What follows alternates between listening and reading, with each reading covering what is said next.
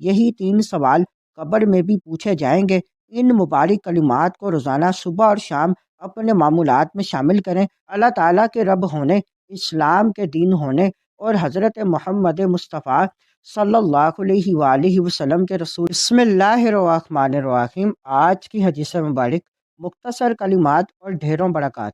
مسند احمد حدیث نمبر 23111، المستدرک علی الصحیحین حدیث نمبر 1905۔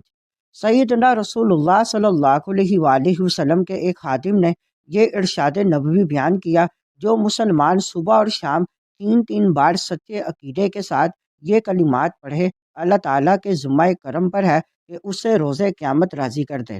رضیت باللہ ربا وبالاسلام دینا وبمحمد صلی اللہ علیہ وآلہ وسلم نبیا۔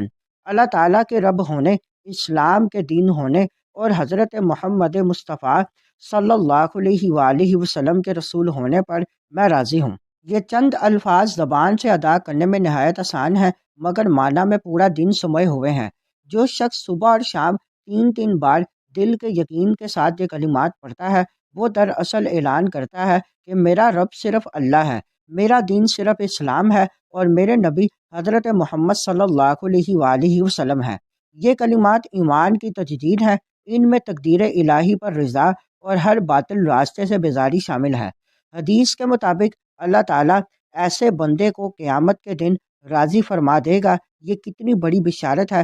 یہی 3 سوال قبر میں بھی پوچھے جائیں گے، اس لیے ان کا ورد دل کو مضبوط کرتا ہے۔ ان مبارک کلمات کو روزانہ صبح اور شام اپنے معمولات میں شامل کریں تاکہ ایمان تازہ رہے، دل مطمئن ہو اور آخرت سنور جائے۔ اس حدیث مبارک کو مزید آگے دوستوں تک پہنچائیں۔ مزید معلومات کے لیے ہمارے چینل کو لائک اینڈ سبسکرائب کریں۔